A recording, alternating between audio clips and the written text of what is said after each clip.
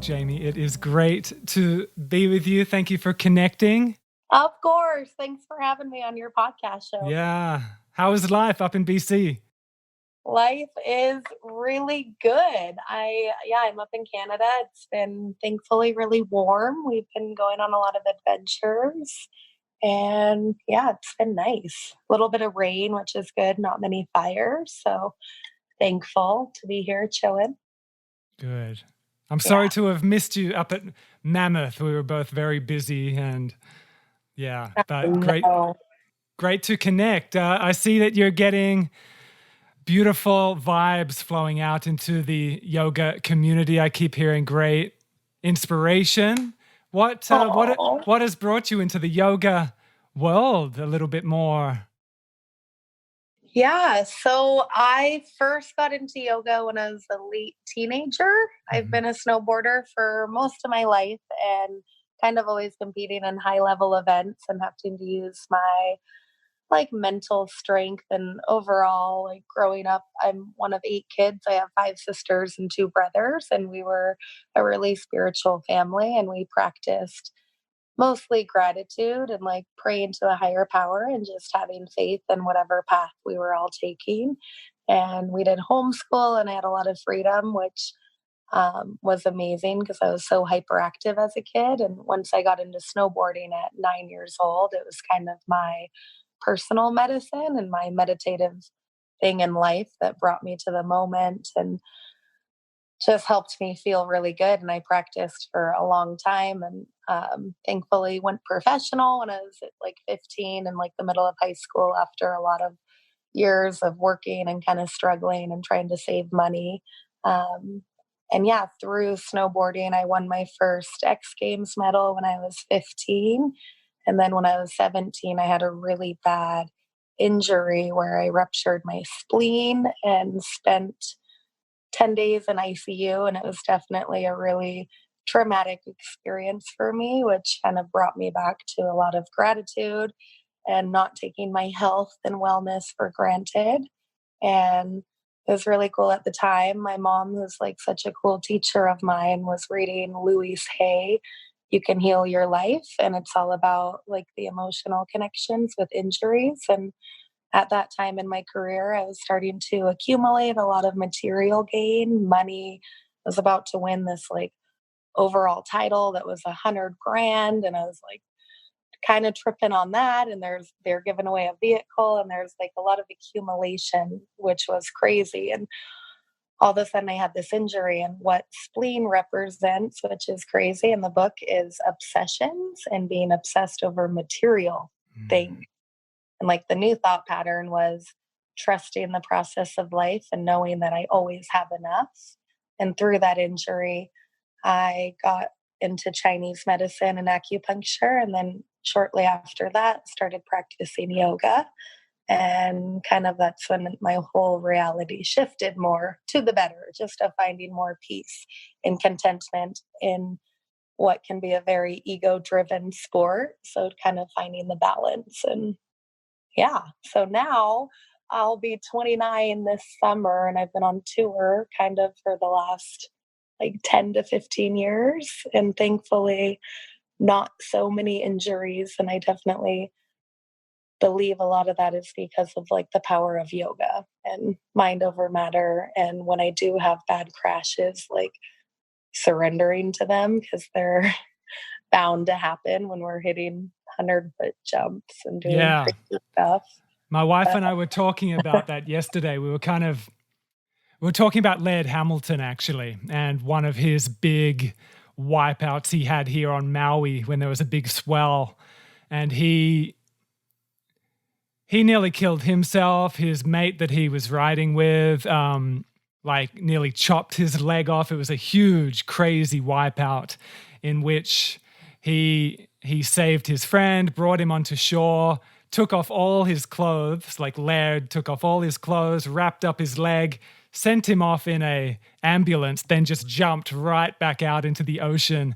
And for him, it was that he was if I don't just go out right now, I'm going to be scarred for life. I'm not going to be able to get back out there in this kind of surf. So like that kind of mental discipline to just hop back on after a big injury, it's huge. And it's something I've battled with as well, with lots of shoulder injuries, snapped collarbone, shoulder dislocations. Like it's a huge mental battle and kind of tug of war to be smart, but just to hop back on and go for it as well. So how have you found that with your journey of injuries and like the trials and tribulations, the ups and downs and all of that? Yeah, it's definitely a lot of perseverance. I think anyone who does extreme sports or anything, we have obstacles to overcome. And for me, getting injured pretty young, like I remember working with a kinesiologist, and he was really good with like what do we call it? Like injury recall. And it's kind of Mhm. like psychologically resetting your neuro pathways to where the injury happened, because even if you heal, your brain remembers. Yeah. And I remember him doing that with me because I was so afraid to crash again, because it was such a silly crash. It wasn't even anything crazy.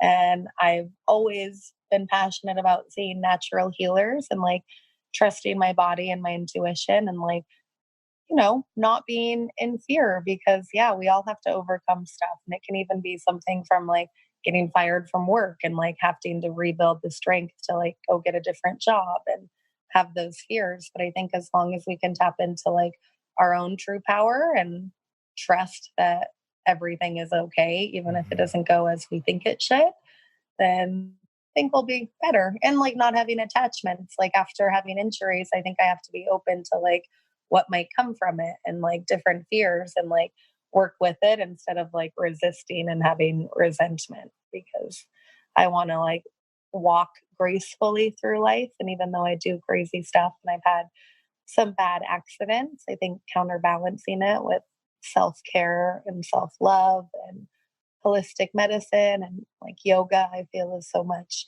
self care that if I can do that even part of the year when I'm not as busy, I really think it helps the longevity of just like keeping my internal energy more balanced and not as worn out.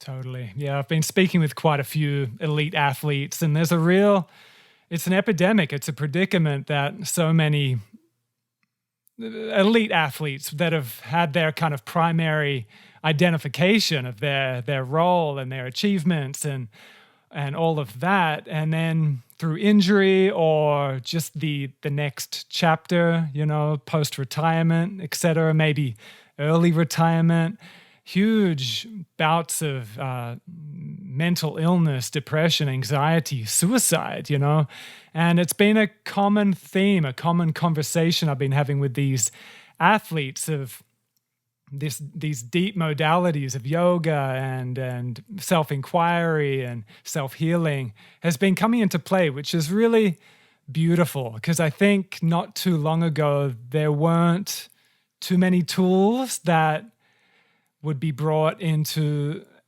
athletes the toolbox of self-care and mental care. So it's good to see that the conversations are happening, huh?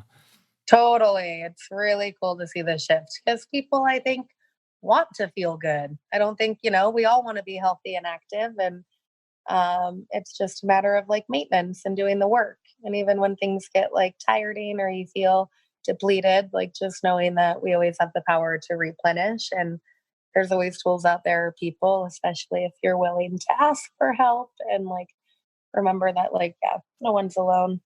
So I like, especially, I haven't gotten to too many classes, but when I do, I value it so much because it's so nice to come together with people who, no matter their level, they want to come together to do something good for themselves. And that just like raises the vibration of everyone around you.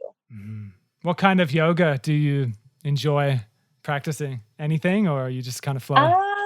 I like when I was a bit younger, there's a really great teacher in Tahoe who taught Kundalini, and he called it heart yoga.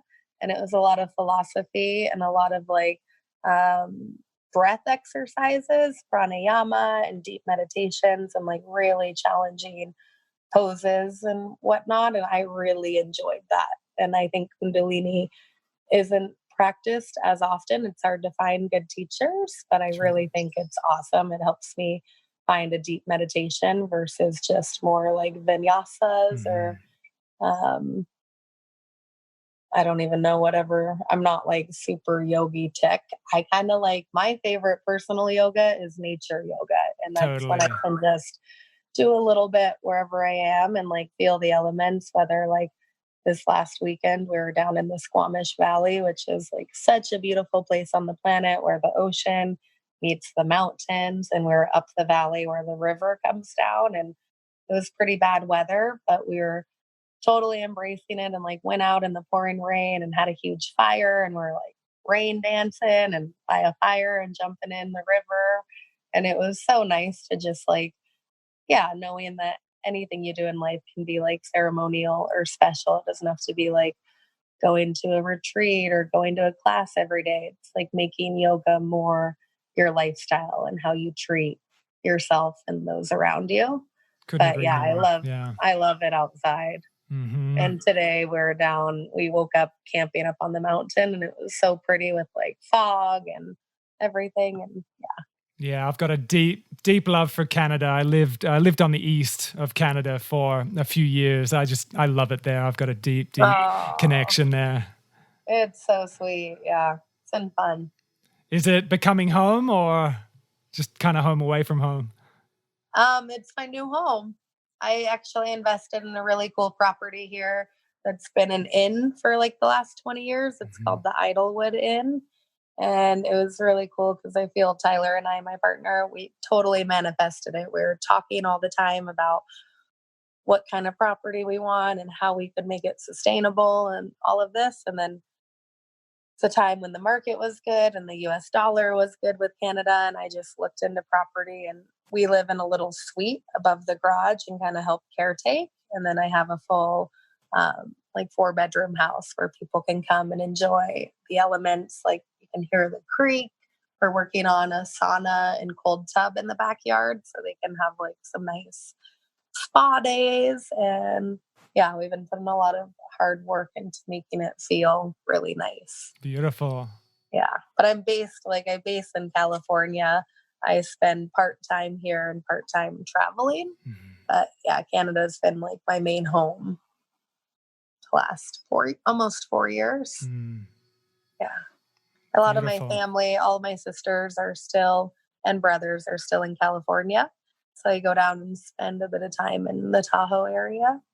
And yeah, my family's growing. I have 2 new little nephews, which has been really fun to watch my sisters become moms and hang with little babies. It's been really cute.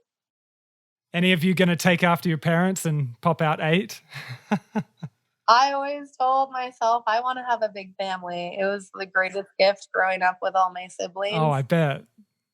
We just had such a fun pack, and I'm right in the middle. So I have like 3 older sisters and an older brother, 2 little sisters and a little brother. And even still, we're so close.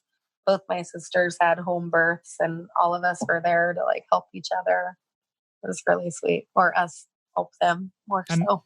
and the homeschool experience was good. We're homeschooling our 5-year-old daughter. We're just kind of testing the waters for now, seeing how it goes. How is it for you?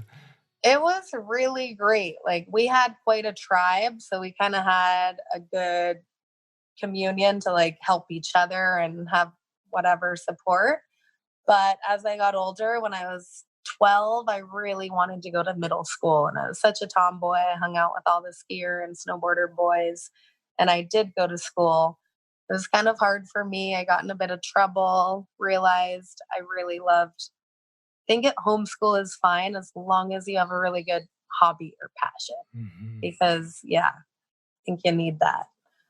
And it starts young. Like we got to do gymnastics through our homeschool, and that was how we got into snowboarding. The coach there, Nikki Warren, had a daughter around our age, and she was so cool, a young mom, and gave us all of her hand-me-downs. And she also worked at the mountain, Sierra at Tahoe, and had them kind of help sponsor us because we had a huge family and we couldn't really afford to be on the team.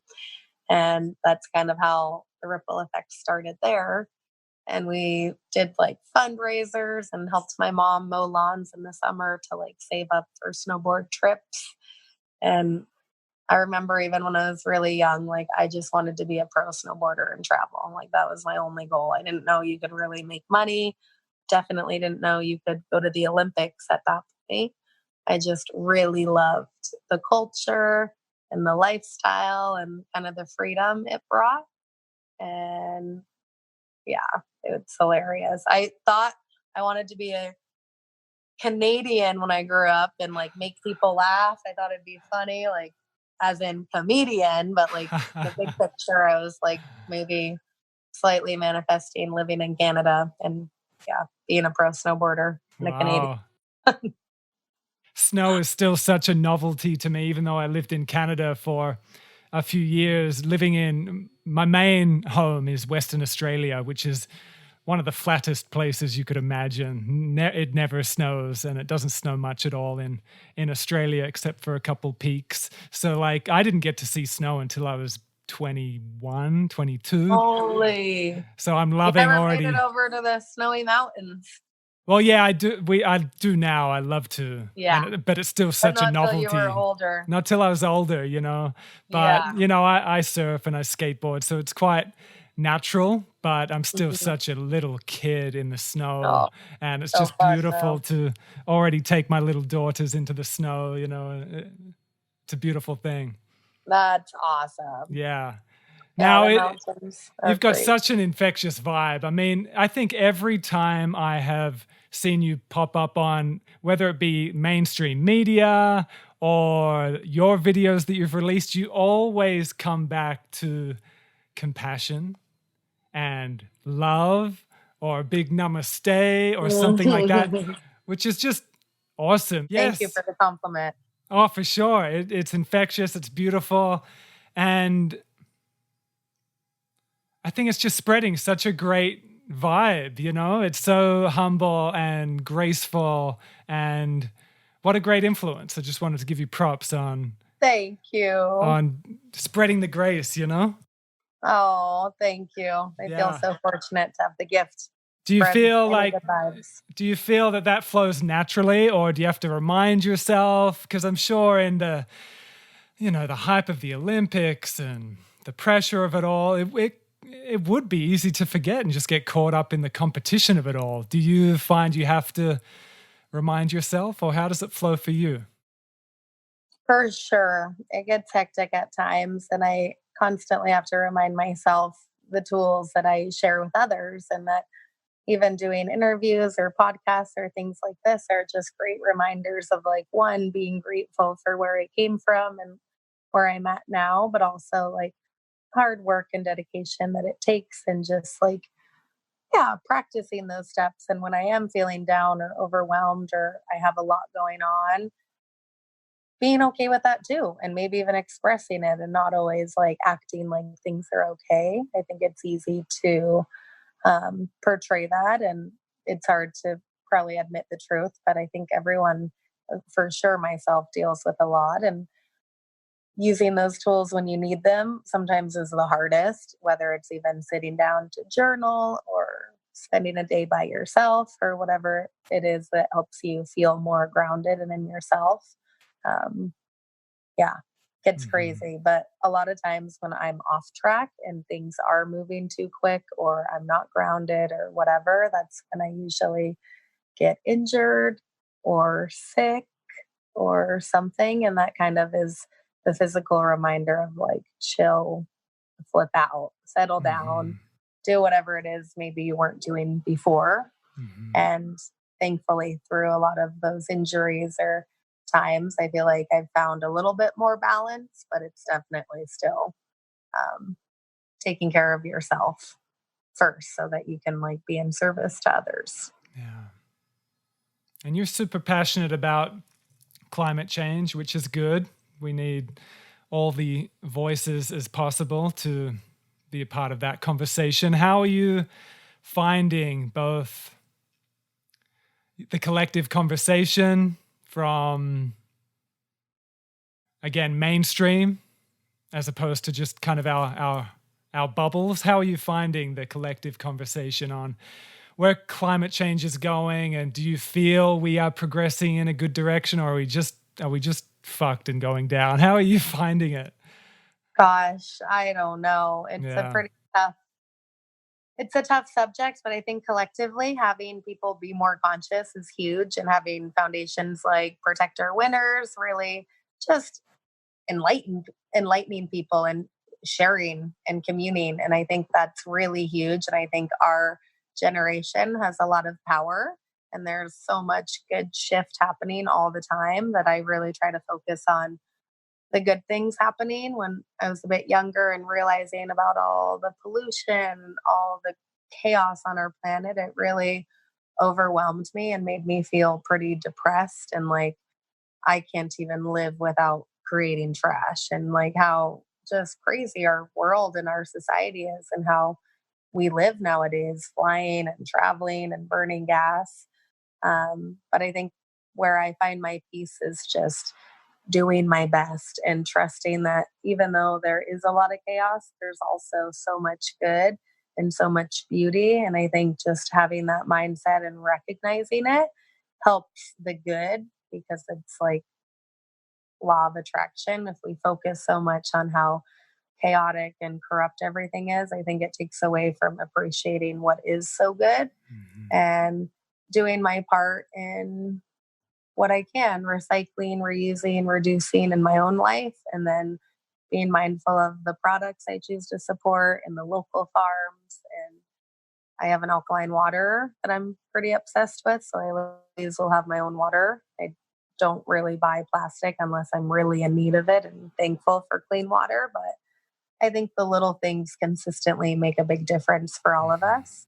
So being gentle on ourselves and gentle on the environment, and being a snowboarder and traveling to a lot of these winter places and seeing the glaciers like dramatically decline is really eye opening and makes me want to travel less and live more simple and off the grid, which is definitely my longer term goal. It's been so fun to have this lifestyle, but I think living, yeah, in harmony with nature and learning to be efficient on your own and with your community is such a privilege, and something I hope to learn more of and hopefully pass that on to my friends and my youngsters when I have a family. Because, yeah, hopefully we'll go back to more rooted living and less American dream and lots of money and Mhm. lots of things, and more just happiness and simplicity.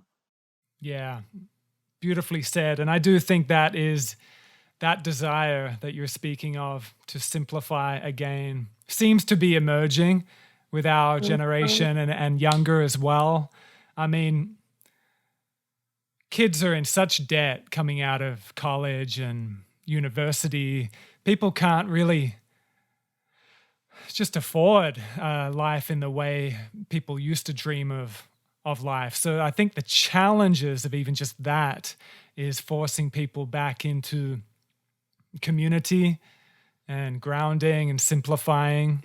And I mean, it's just undeniable. It's just inevitable that we Mhm. have to do something. So, yeah, I am seeing beauty emerging as well, and a lot of enlightening conversations. And yeah, the younger generation, I mean, even that seems a little bit paradoxical with the technological era of like, it seems like one polarity of the collective is just getting sucked into the kind of cyborg phone kind of trance, Totally. and then there's also a Totally. kind of emerging deep reverence to nature. So it's interesting, those polarities, you know. Hmm. Definitely. But yeah, your More time video, in nature, being more time in mindful. nature, I know I also those. want to send some love and remind people to check out my charity, because that's kind of what I want to do in the future when I'm less busy with snowboarding, is help give back to the youth and help kids get out and live healthy, active lifestyles through Yes. sports and just connecting with each other. So And what's it's it called called again? the Jamie Anderson Foundation, Okay, I'll leave a and link it's on below. my, yeah, it's on my website, jamieandersonsnow.com. And I take donations for posters and little things. And then we're also like, we're doing events, and I sponsor some young kids through Sierra at Tahoe, my home mountain, and they kind of help support underprivileged kids in the community to get into snowboarding at a young That's age, great. because I really think it's vital to get out and be active. And whenever any of us are, feeling depleted, get out and connect with everything around you. It's so good. Nature medicine. That's great. Good work. It's amazing. Yes. And thanks so much for having me. Yeah, for Gotta make sure. my way out to Hawaii soon and really connect to Mother Nature. So It's cold so, in Canada. is it? What's it getting down to right now? Oh, it's been like, it's kind of nice today, but it's just been kind of a little bit dark and Okay. kind of cold and rainy, like maybe 60 degrees or so. Yeah. Yeah. It's so hot here right now. Like, yeah, major heat wave, but it's beautiful. I mean, Hawaii is home away from home for us, and it just gets more beautiful every time we're here. It's just glorious. I love it. But yeah, I tackle with the same predicament of like wanting to make conscious decisions about the environment, but we fly and we drive and we get on boats and we do all that. And I loved your video, Hypocrite. Very, very powerfully done in the honesty, the transparency, and also just sharing of, I don't have any answers. I don't know what to do, but being a part of that conversation. It seems like there's so much animosity between each other and between politics of so much stuff. And I feel like it depletes the energy of like actually creating a solution that's more sustainable for everyone. I feel like everyone's so judgmental, and it's like, hey, no one's really doing it right. We're all doing our best, but like, can we maybe find ways to be even better? And maybe not for us, but for what we're going to leave. And, I think it's more about thinking about, the next couple generations, not just us right now. And like, I think that with the beautiful places I get to go, I hope that there's still beautiful places that are like cherished and taken care of, because I've seen so many local places get ruined by people just not caring and trashing it and abusing it. And it's heartbreaking because, everything we need to thrive and live on this planet is like our natural resources. So when people kind of ask me like, why do you care about like nature? Why do you care about trees or whatever? It kind of like blows me away, because it's like, why don't we all care a little bit more? And even just having the appreciation is vital, and it spreads to everyone to be a little bit more thankful for what we do have. Totally. What is next for you, Jamie? What's coming up for you? I'm going to California to visit my family and hang for a little while. And then later in the summer, I'm going to go snowboarding down in New Zealand. It's one of my favorite places on the planet. So beautiful, so clean. And and then hang, enjoy, hopefully do some more yoga. I'm going to go to Wanderlust in Tahoe later this month. And then, take care, try to eat healthy and get strong, get back on the game for winter. Beautiful. Well, let us know when you're in Hawaii and or Australia. Yes, I will. Much love to you. Thank you so much, Jamie. Family. Yeah, much love. Thank you to everyone for watching. Yeah, namaste, Jamie. Thank you so much. Take Much care. love. Bye. Bye.